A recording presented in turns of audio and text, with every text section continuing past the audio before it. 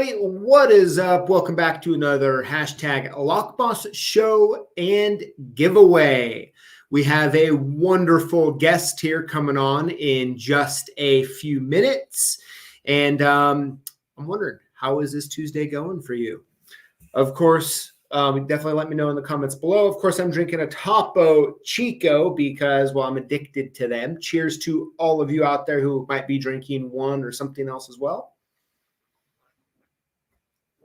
All right, so we have a nice full show for you today. We're going to have Tim, the lock-picking patrolman, on here in a few minutes. We're going to do some posts of the week, memes of the week, and of course, we're going to announce this week's 5 lucky Lockboss winners.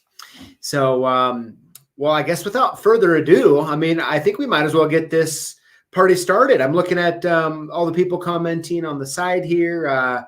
Hello to you all. Notably, I see my dad on here commenting from New Jersey today. So he's in an RV running around this country. Who knows? Maybe he'll stop at a lock shop near you. I don't know. He's been avoiding my calls actually this entire time. My mom answers them though, so I'm okay. But no, Dad, I hope you're having a good time, and good to see you in here along with everybody else. All right, so I'm going to do an introduction here. I've been working hard on this, and I'm not actually sure if Tim actually doesn't even know I'm doing this. So I hope I do a good job. We're going to find out. Here we go.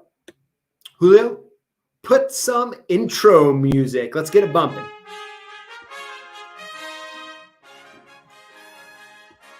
All right, thanks, Julio. All right, here we go. You used to call him when you needed somebody cuffed and stuff, but now you call him when you need to get in. Our guest today is the one and only Tim, the lock-picking patrolman. Hi, PJ. Hey there, Tim. How we doing? Doing great for a Tuesday.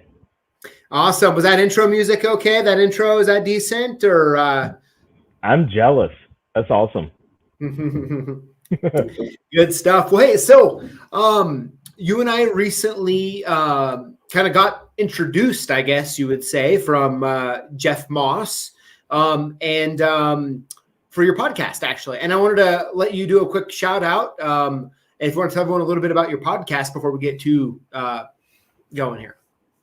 Yeah, the Three Tumblers podcast is available pretty much wherever you get your podcasts, and it's also on YouTube.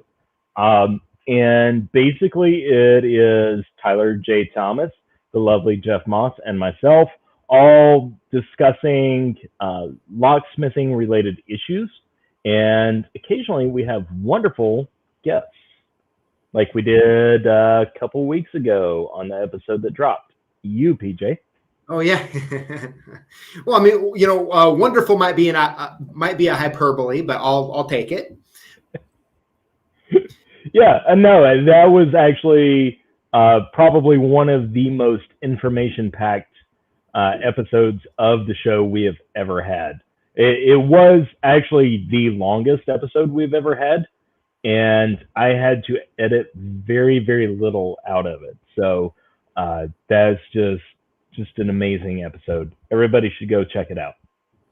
Cool. And so if they were to search Three Tumblers on like Spotify or iTunes, it'll pop up, or is there a certain place they have to go to? Yeah, Spotify, what is it? Sketcher, Apple podcasts. And then also, if you don't have any of the regular podcasts, you can go on YouTube and look up the Three Tumblers podcast. It used to be Tyler Thomas's channel. So if you were subscribed to him in, like the past year or so, you should see those episodes pop up there. Also, we're on Twitter at the number 3 Tumblers Pod. Cool. Good stuff. And then you also, we might as well talk about this for a minute too. You also have your own YouTube channel. And what's the easiest way for people to find that? Just look up Lockpicking Patrolman. Lockpicking Patrolman on YouTube and Lockpicking PTLN on Twitter. Okay, cool. So, what kind of got this started for me after I met you was one of your videos talking about how you were in law enforcement and then became a police officer. And I was like, oh my gosh, another great person to talk about safety. Unfortunately, that's been a issue in our industry for some time now, and any opportunity I can talk about it, I'd like to. Right. So I guess just the Cliff Notes version of how I became a police officer is, or how I became a locksmith while being a police officer. I'm sorry. I was in log sport for several years, and I kind of sensed a change coming with my career and my personal life. And I really wanted to become a locksmith. And long story short, I fell into watching Jason Meeks videos at SE Lock and Key on YouTube, which, if you're not familiar, you should check it out. And he really inspired me to get into the locksmithing side of things. And so I watched that and watched it and watched all his videos and everything. And then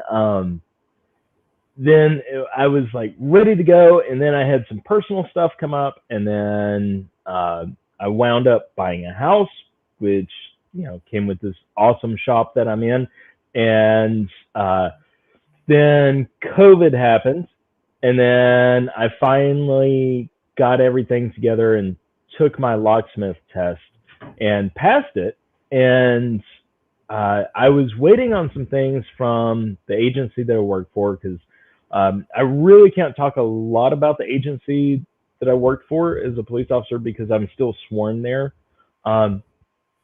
But anyway, some things came about, and I'm like, hey, everything, like, God and the stars and everything is lining up to where it says, hey, go be a locksmith full time. And I passed my state exam for my locksmith license, because here in North Carolina, we do have licensing. And so I did that, and then everything kind of coalesced and came together and was really, really awesome. And then I wound up into this position of, I've got 30 days basically to find a job as a locksmith. Otherwise, I go back to the dreaded night shift. And I had been working days for several years at that point. I was used to going to bed at 9:30 p.m. instead of starting my work day at 9:30 p.m. And so I just jumped on it and really, really started working. And there was there was a real worry about, am I going to find a locksmith who wants to hire me? I've just been on YouTube picking locks and taking mortise bodies apart, and some Schlage levers apart, and doing some other stuff that's all, looking back at it, it's embarrassingly basic, but it's where I got my start. And I did find that locksmith who has a shop, and I've been there just shy of 2 years now. And it's been such an awesome experience. Like, I truly feel blessed that I was able to have that opportunity and migrate, and plus the other few personal things that are of consequence, but aren't of lock consequence, I guess you could say. Okay. Those things, kind of like becoming single again, thankfully. But anyway, all those things happened, and it led me to the right place. And I love working as a locksmith now. And just to touch on kind of some email communication we had a few weeks ago, my Cop to Locksmith vlog is sorely outdated. So my apologies to everybody who has seen that. I know I need to update it in like another 10-part series. Yeah, hey, I don't blame it. You know, there's a lot of my videos from years ago. Even people in the comments will be like, "Yeah, BJ, it was rough back then, man. It was rough, you know." But yeah, I mean, it's still cool that you're sharing it. And I think sometimes you may feel like it is rough and not how you want it, but there's something about the raw and not too filtered that people really enjoy. You know, I mean, I enjoyed kind of listening to it as you went through that journey. So you mentioned that while you were a police officer, you also did some lock sport, right? Mm-hmm. And then kind of getting into locksmithing. Now, going lock sport into locksmithing seems to be a fairly common thing, right? The lock sport stuff kind of gets you interested, and then you're like, hey, can I actually like play with locks and work with locks for a living, and start going down that rabbit hole, right? Which is why I've always tried to be incredibly friendly to anyone in that space, because it's a great channel for people to eventually maybe become a locksmith or work with locks and keys somewhere, right? Yeah, absolutely. I mean, that's the way I got into this. That's the way that we actually did a podcast episode about it. You know, Tyler and Jeff both have a lock sport sort of background prior to locksmithing. Yeah. And but at the same time, you know, the other side of it is sometimes you'll meet people in the trade who don't necessarily when someone walks into their shop and wants to talk lock picking, they're like, hey, no, get out of here, type of thing, right? And so I'm just curious, when you went out and started to look for a job as a locksmith, what was the reaction to your either current employer or any ones that you had talked to about your history in lock sport? Honestly, I didn't say a daggone thing about it. That was not on my resume. I did say, look, I can pick a lock. I know how to pick locks. I know how to completely disassemble a lock cylinder and put it back together. And I have the interest in solving the problem of, how do you take something that's completely blown apart and put it all the way back together after finding the problem. I mean, after all, part of my job was detective work, and I can apply that to locksmithing. And that's one of the things that really drives me as a locksmith, to walk up to any opening and with minimal or no description from somebody else who uses the door, be able to determine what's wrong with it. And that kind of keeps me really, really interested in it. But no, as far as starting out, I worked for the shop that I work for now for at least 2 weeks before I said, hey, if you're not doing anything one day and you're kind of just, messing around on YouTube, look up Lockpicking Patrolman. Tell me what you think of him, Exactly. Yeah. I mean, I mean, why not just walk in there and with your phone and be like, hey, look who's on my YouTube favorites. I got, the lockpicking lawyer and, get them all worked up. Right. But, actually, yeah. LPL and I have kind of been buddies for a long time. He and I were actually chatting recently about some stuff. So that's all I'll say about that. He has me under a NDA agreement. Oh, nice.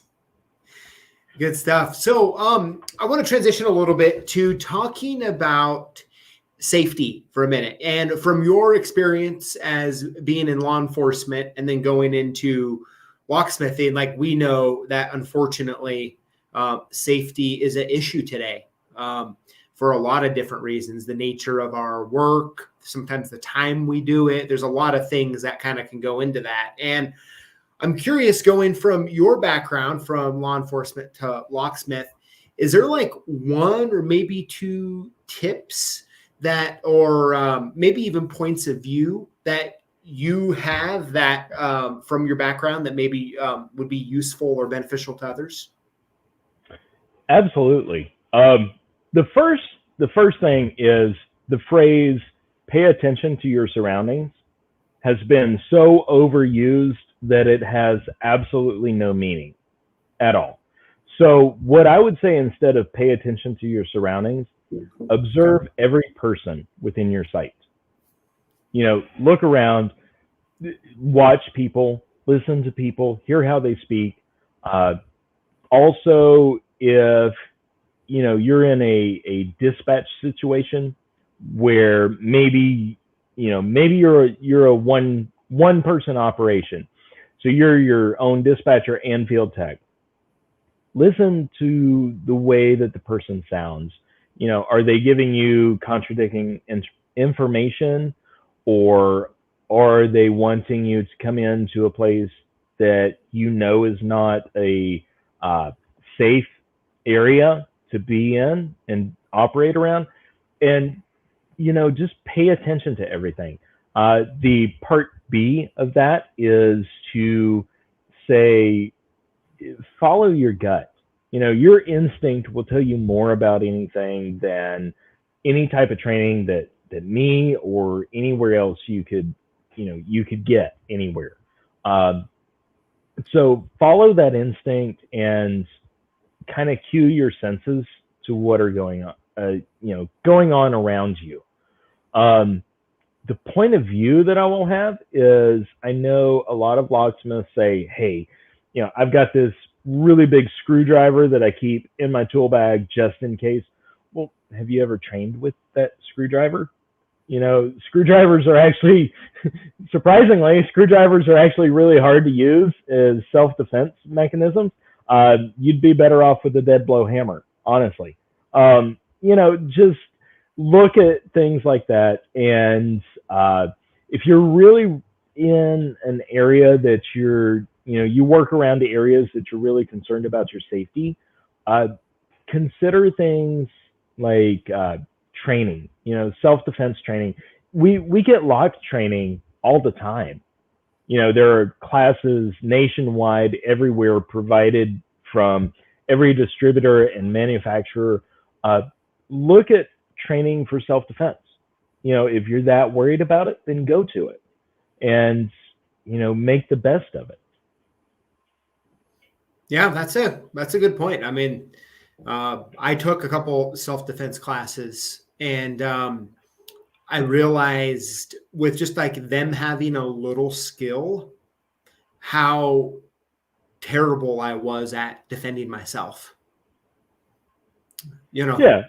I mean, it's like anything, like even with picking a lock, you can be a locksmith and go for 2 months without picking a lock. And, at I guess, 8 weeks, you can say, hey, yes, I picked such and such lock 8 weeks ago. And then the very next day after you say that, you're defeated by a quick set on a lockout. I mean, it's one of those things. You can say that, but if you don't do it every day or weekly or whatever, it's just like working out. It's just like driving. It's just like anything in life. It's repetitive persistence to get through and build muscle memory for certain things. And, also gear your mind around it. Your mind might be up for the challenge, or unfortunately, if you have to face a fight, your mind might be up for the fight, but, is the rest of you up for it? Yeah, that's a good point. Is the rest of you up for it? Yeah, that's those are hard things to really think through, but I think they're things that we all have to consider. That's some really good advice, though. I mean, you're right. Be aware of your surroundings is like so overused, it almost means nothing. But at the surface level, it seems pretty simple, right? Like basic knowledge. So yeah, that's good. Yeah. I mean, look, my basic thing is, look, okay, I'm from the Southeast US, and down here, we look people in the eye and we smile and we say, hey, how you doing today? How's it going? hey there, whatever the case may be. And you engage with somebody, and that kind of projects an era of you and your confidence. Now, I have family in Southern California, and when I would go there to visit, stopping at the stop signs in the neighborhood, and I'd pass somebody and just randomly throw my hand up and wave, and my cousin would turn and look at me, and she said, you're gonna get a shot doing that. If you wave at the wrong person, I'm like, sorry, that's what we do down where I'm from, But actively engaging other people in a positive way is a great way to stay aware. So just kind of think that brain process. Also, another safety tip that I will give you is, I know a lot of places require locksmiths to visibly wear their locksmith credentials. North Carolina, we have to display them upon request. In other words, we don't have to always have them, visibly displayed whenever we're working. But when we are working, if somebody says, hey, are you a licensed locksmith? You have to actually pull your license out of your wallet and show it. Don't wear lanyards unless if they're like a breakaway lanyard with some sort of Velcro fastener or something that will break really quickly. Don't wear a solid lanyard with your license on there. That's a choking hazard. I mean, that should be common sense working around rotating key machines anyway, but that's also a safety, a safety concern out there in the sense that we're sort of talking about. Yeah, that's a good point. My sister worked for my dad from a little bit when both of us were kids, and she got her hair. He had a big industrial buffer wheel, and she got her hair got caught in that, and bam! I mean, it was nasty. Oh, nasty. Yeah, that's nasty. Yeah. You only need to see it once to be like, I'm going to shave my arm hairs before I do that again, right? Yeah, you just see that, or even coming close to that. Whatever you're doing, if you come close to that and you realize and you have that moment of enlightenment, and you just say, nope, I'm not going to ever do that again. Yes, very true. Well, cool, Tim. Thanks for sharing those tips and a little bit of your story from the Locksport, from Patrolman, Locksport, all the way into Locksmith. And what the best part of everything I'm hearing to me is that you're loving the switch. You're loving being a locksmith. It is going from problem solvings of mental, psychiatric, behavioral, and biological issues to mechanical issues. So much easier to deal with. Yes, you still have to deal with strong personalities sometimes in our customers, but you still have the Sherlock Holmes method of going through step by step, looking for clues, trying to figure out what's wrong and how you can help the person that is there using that door. So yes, I love it. That's cool. It's amazing how some stuff that our experience sets us up in life for other things that like just great tool sets, right? Oh yeah. I mean, definitely. And I've seen a lot of officers who have gotten out of law enforcement go into trades like construction, or they've gone into real estate, just a lot of other random stuff like that. But I think that, police officers looking to get out, either they're retiring or whatever the case may be, they're looking to transition to another career, consider locksmithing. And, if you want to know more, I'm around. And also, I would like to say something real quick to your viewers. The cats are very much active right now, and I will show some of the scratchy, bleedy stuff from my legs on my channel later. Okay, very good. I was wondering, as I can see the people talking about cats and super glue and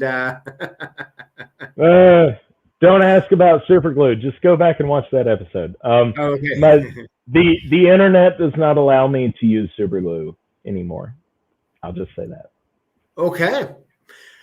Fair enough. Well, hey, so let's Tim, what we'll do is we'll just keep you on here, and I'll pop up our slides, and I don't know, I actually have a meme that's a pretty good one. I wanted to maybe get your commentary on a little bit.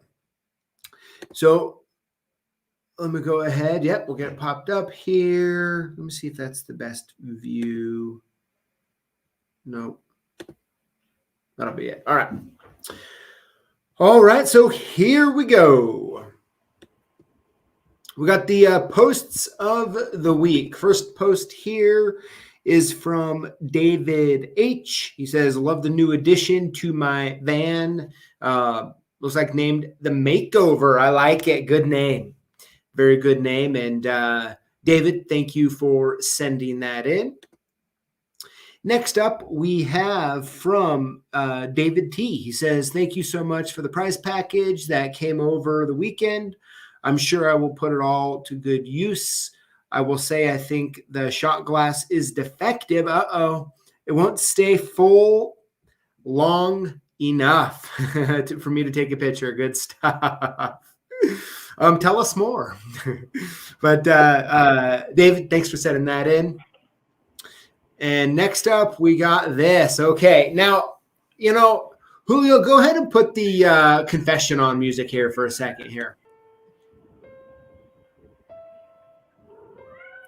Now, I just have to say that this meme that we're looking at here looks like it was inspired by Doug. But the bicycle meme with the piece of wood is by far my all-time favorite meme on the planet. I mean, I've seen so many good ones. And the fact that this was created without me knowing for my enjoyment absolutely made my day. So thank you to whoever on staff made this.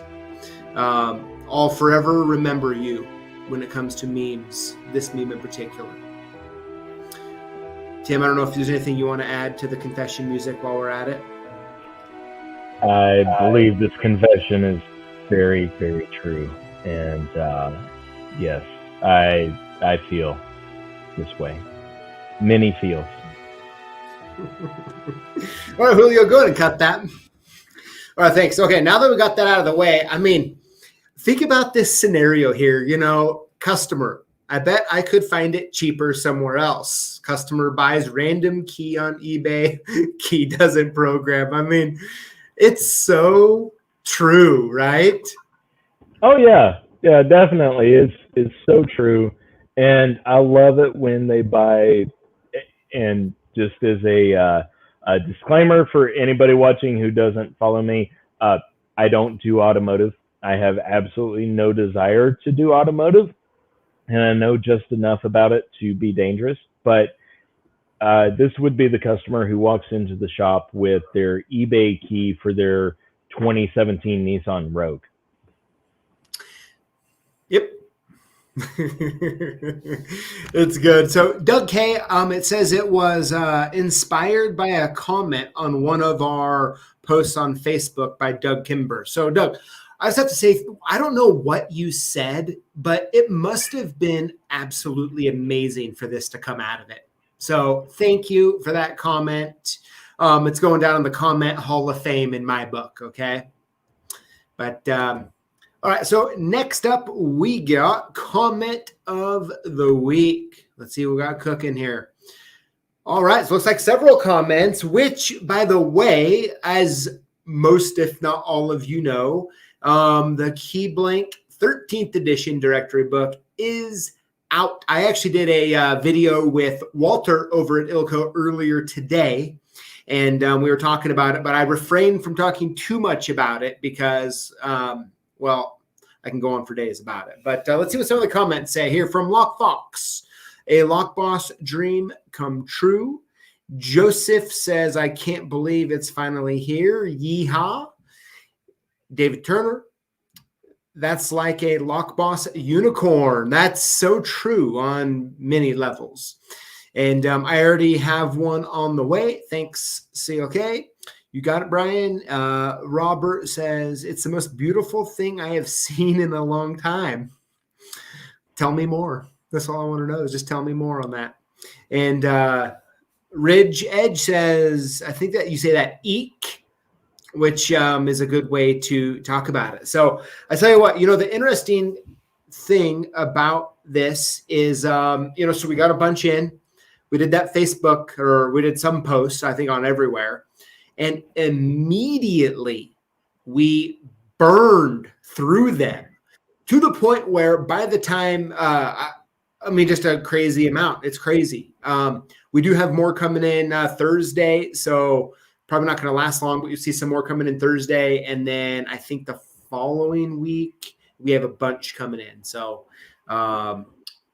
So in other words, if I need to order a copy for our shop, I need to do it like Thursday? Thursday, yes. We have so pretty much what happened is we sold so many that we had to turn off the product page because it just was going too much. And so we did leave some on the table. So Thursday, you'll see it pop up again. But yeah, so it's pretty cool. And the cool part is the surprise is that it's color. So, oh, wow.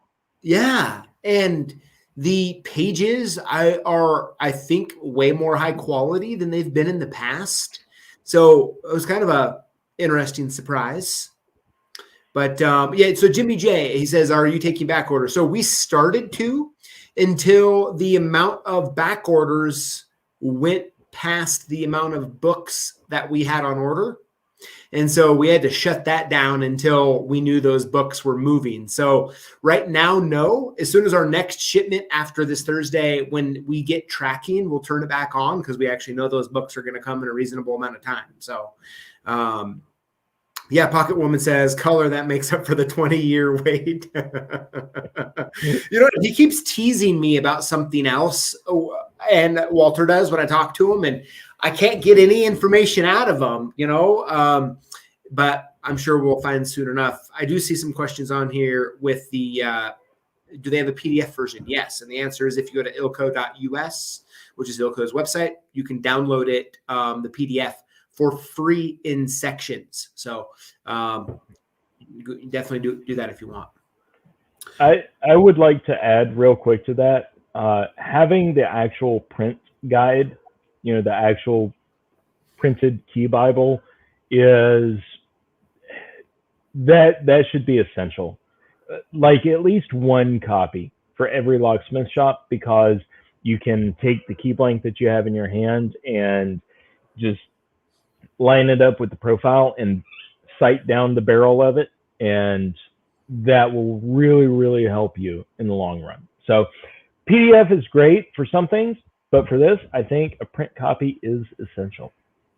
Yes. Yeah, I totally agree. I mean, the PDF, it's great for just looking at key blanks or maybe seeing what a key blank looks like or something. But when it comes to trying to identify it, you really need that 100%, view that you can look. So I'm with you. Yeah. That's one of those things that I don't know when and if technology will ever replace being able to do that.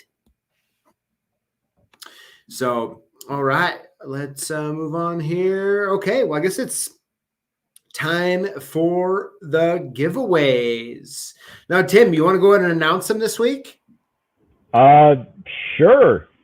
Just kind of coach me through it. Yeah. So I'll just say winner number 1. I'll pop the slide on and you can announce the name. All right. Sounds good. And you have no idea who they are. So it works out great. I didn't even ask you beforehand. So it works out even better. Awesome. Yeah. I have no clue. All right. So we'll go ahead. Julio, go ahead and put some giveaway winners tunes on. Get us all in the mood here.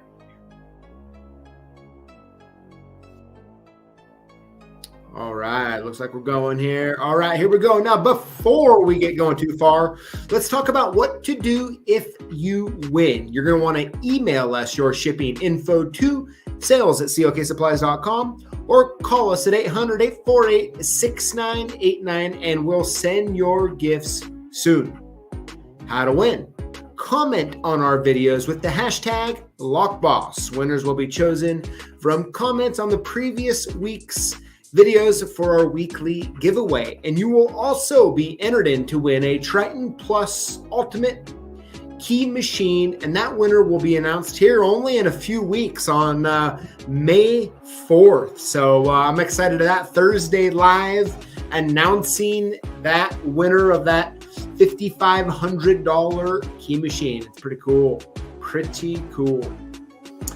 Also, May the 4th. May the 4th, yes. Hey, any chance I get to be a little punny about anything, I do it. You know? Same All right, here we go. Winner number 1 this week is David Cox. David Cox, congratulations. Here we go. Winner number 2 this week is Kevin Gadget Eastman. Kevin, congrats. Winner number 3 this week is Ricky Greeman. Ricky, congratulations. Winner number 4 this week is SecureTech Locksmith Company. Congratulations to you, sir. And last but not least, winner number 5 this week is Zeman. I believe that's how you say that. Congratulations, Zeman. Yeah, that's a better guess than I would have had, so that worked out really good, actually. Really good. But, all right, Julio, go ahead and kill that music there. There we go. Well, perfect. Well, that's this week's show. Tim, thanks for the impromptu co-host on there, taking us all the way to the finish line. Anytime. You were a perfect 4th tumbler on the 3 tumblers, and I would welcome you back there anytime you want to. Yeah, absolutely. We'll have to pick a new fun topic, and we can say weird things about it, the way I look at it. Right? There we go. But good stuff, everybody. So, hey, a couple things coming up soon is I actually just saw our brand new Lockboss t-shirt we have coming out. Although I love this one, the one coming out, it's different, very cool, and I'm really excited for all of you to see it. So we got that going on and a bunch of other stuff. But I hope all of you have a wonderful Tuesday evening. Tim, I know it's time for food and some pumping a little bit of iron, I think. Yeah, a little bit. Little bit of workout and something to stretch my back out from bending over the pin kit on my little rolly cart all day long. Master pinning quickset is not on the top of my list ever. Ooh, yeah. Here, you know what? Here, talk to us about that. Can't talk all of a sudden. Talk to us about that for a second. So, were you Master P? So, were you using the standard 1 through 6, or did you move it over to the Schlage depths? Like, we did a quickset, like standard quickset, but we made the minimum master a 2 instead of a 1 for quickset. That way we weren't dealing with the really thin master pins, because there was, I believe, a total of 3 actual quickset brand locks as far as hardware in the entire building, and we have 264 cylinders total to key. Ooh. Yeah, so we stepped it up to 2, which gave us not quite as much of a range in our permutations on the change keys, but it went a heck of a lot easier than it could have gone. Yes. And you did number 7 bottom pin? Actually, no. Like the deepest one we went with 6. Wow. Okay. Yeah. Yeah. I mean, you know, the thing about number 1 quickset master pins is this: just because you can doesn't mean you should, right? No, I mean, don't. I mean, come on. You have to admit, it's a little funny that the lock known for having like the most sloppy tolerances has the number 1 master as a 0.015 or whatever it is, a 0.02 master pin, right? It's smaller than Schlage's. So, yeah. That's a problem, right? I mean, it's perfect irony, actually. Yes, it is. And with brands like Callan and Gatehouse and Defiant and everything else that, we pulled off the doors, and a couple others I can't even remember, even though I looked at them like 50 times today.